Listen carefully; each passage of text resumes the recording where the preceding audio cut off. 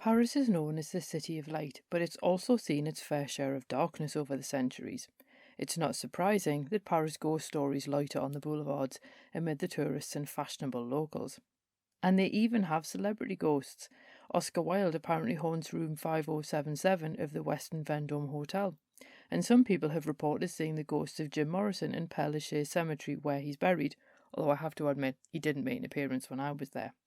But in this second instalment of European City Ghost Stories, we're going to explore a handful of such supernatural tales.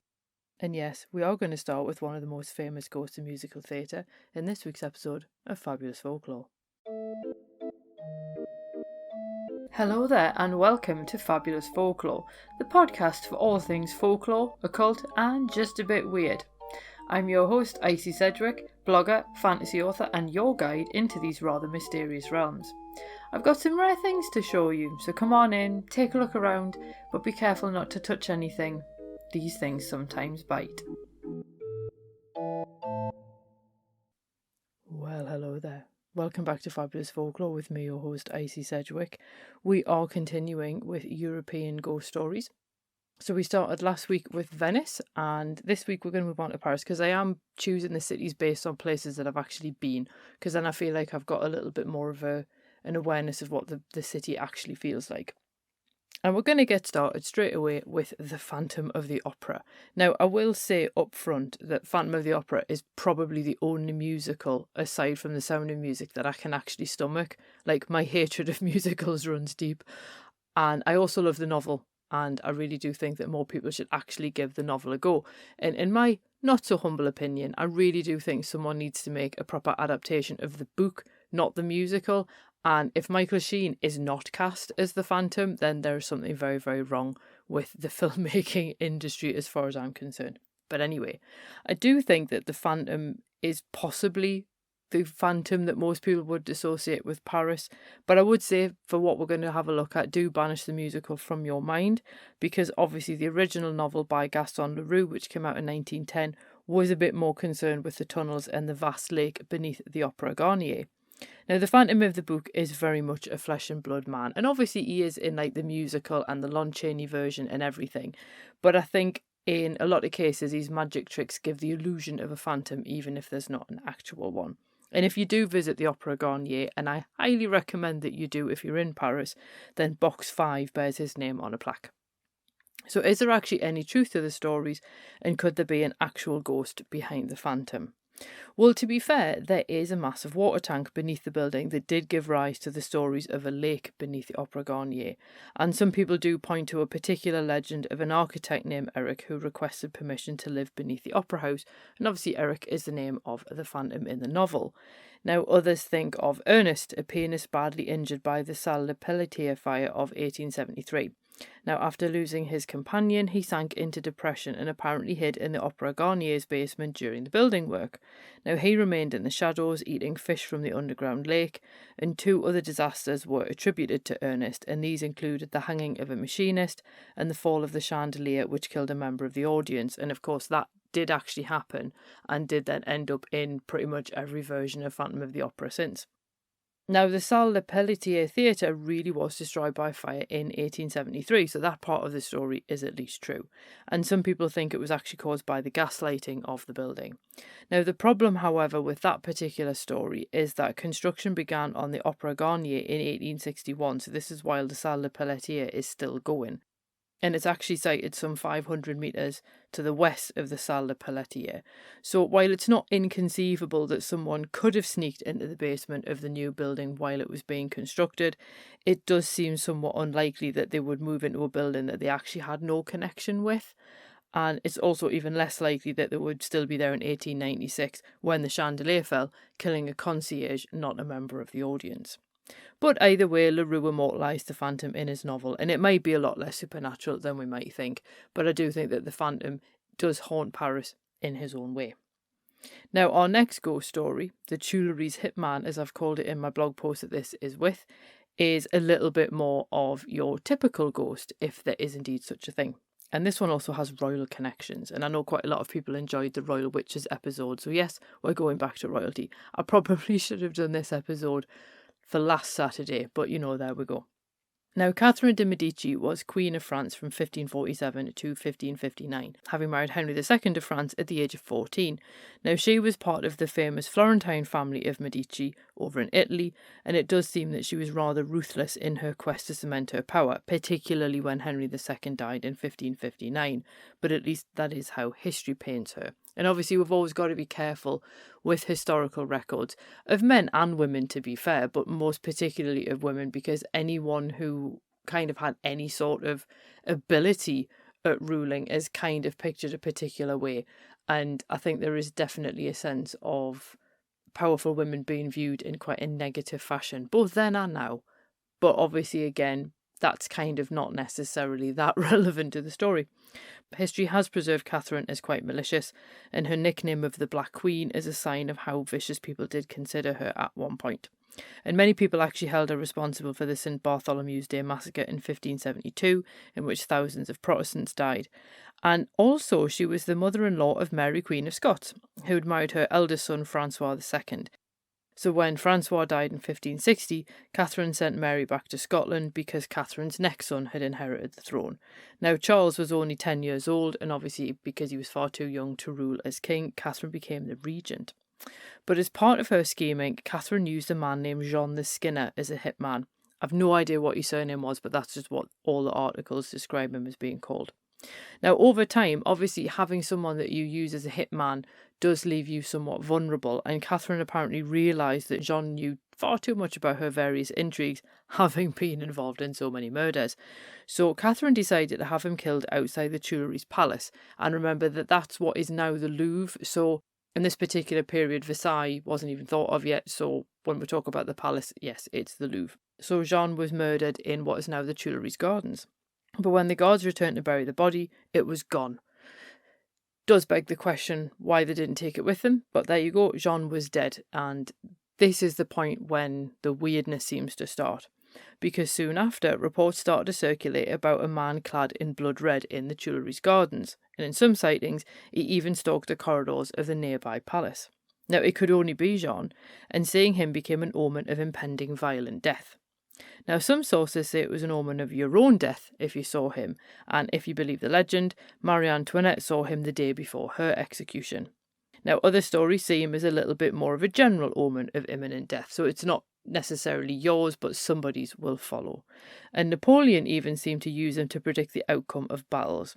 Now, as far as I could gather, no one really seems to have seen him for a while, but it certainly would put a different spin on that particularly popular tourist site.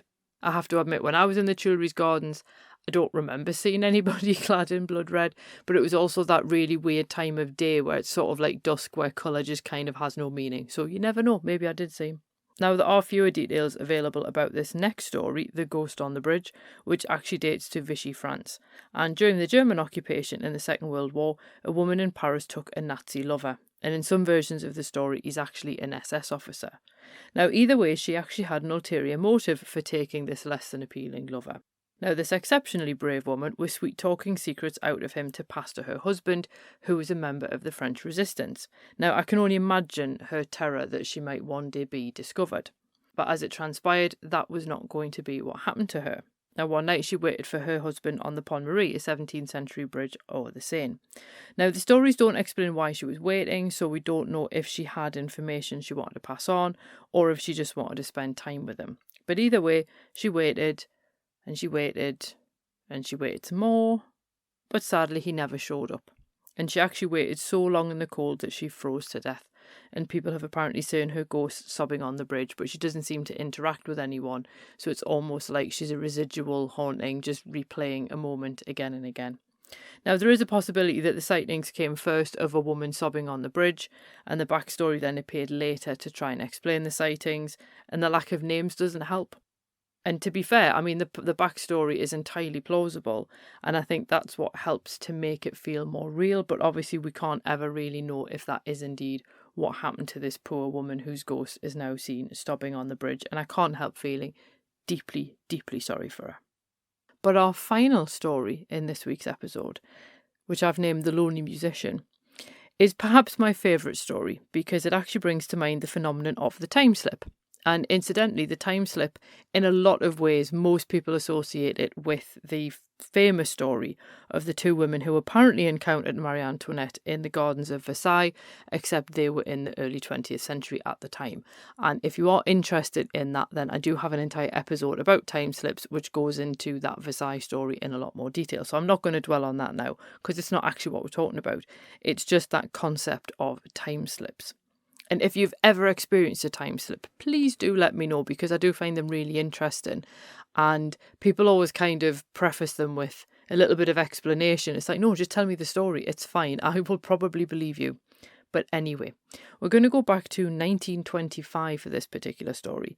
And a man named Jean Romier sat reading in the Jardin du Luxembourg one evening. Now, it is a beautiful park. It's inspired by Florence's Beaubourg Gardens, and it dates to the early 1600s. It is a fantastic part of Paris, I must say. Now, while Romier sat reading, a well-dressed man in black approached him. They got into conversation, and the man in black invited Romier to a chamber concert in his apartment. Now, for the want of anything else to do, Romier agreed and accompanied the man to his apartment on the Rue de Vaugirard. Now, an evening of poetry and music followed, and Romier apparently had a wonderful time. After he left to head home, he suddenly realised that he'd forgotten his lighter, and not wanting to leave it behind, he thought, you know what, I'll go back and I'll get it while I'm still in the neighbourhood. It'll save me having to come back some other time. So he went back to the apartment of the man in black, but no one answered when he knocked on the door. And if anything, it kind of sounded like the apartment was empty. A neighbour poked their head out into the hall after they'd obviously heard him knocking for some time, and told him that he was wasting his time. Furthermore, they told Romier that he would get no answer from that door, since the apartment was empty. Obviously, Romier was shocked. I mean, how could it be empty? He'd just been inside that very evening. So he simply asked the neighbour if they were sure that it was empty. And they said yes, it was, and it had been empty for 20 years since its previous tenant died. You won't be surprised to learn that the tenant was a musician. Now, according to Time Out Paris, where I actually first came across this particular story, one of their own team was extended the same invitation in the park, except they didn't take it up, which I think is a great shame for a journalist not to follow a story like that. And it does indeed seem that no one takes up the man in black on his invitation anymore, so I do hope he isn't feeling too lonely. I have been to the Jardin du Luxembourg, and I'm a little bit disappointed that I wasn't invited to a musical concert in a nearby apartment, because that sounds like the kind of thing I probably would enjoy. But you never know, maybe it'll happen next time I go back to Paris. Other ghost stories do abound in Paris, and some of them involve the Eiffel Tower, some of them involve Notre Dame, and indeed the latter of which is explored in my April 2023 Patreon exclusive episode of Fabulous Folklore, which you can get if you become a supporter at the $3.50 a month or more tier. But of course, why would such ghost stories not congregate in a city? Because there are few places where humans rub up against each other in quite such volume and for so long. So I sort of feel like haunted cities in a lot of cases do sort of make a lot more sense because of the range and strength of emotion that's experienced by so many people so close together. So I sort of feel like haunted cities make a lot of sense.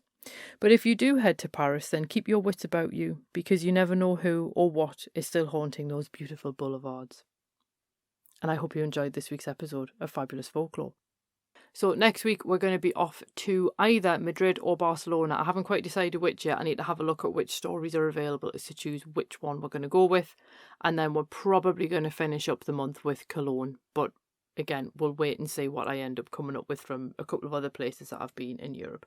So I hope that you're enjoying these European ghost stories. And while it might seem like a really bizarre topic for May, when the weather's finally starting to warm up here, and it sort of feels like it would be better suited to Halloween, but as far as I'm concerned, like, you can have ghost stories all year round. It's allowed, it's fine. And I also sort of think that because I'm looking at cities, and cities do have that weird kind of haunted feel, then I do think that it's something that you can just look at whenever, really. And a lot of the stories don't seem to take place at a particular time of year anyway, so you kind of think, just go out and enjoy them. So I hope you enjoyed that episode, and I hope to see you next week when we have a look at either Madrid or Barcelona. Cheerio. Well, thanks for listening, and I hope you enjoyed that episode. If you did, feel free to leave a review wherever you listen to podcasts, because that helps other people find the show too. It also takes between 4 and 6 hours to research, write, record and edit these episodes, So if you want to help support my time in doing that, then you can buy me a coffee, or you can join the Fabulous Folklore family on Patreon and enjoy extra benefits, including exclusive episodes and articles and even illustrated talks. All the links you need are below, and thanks in advance.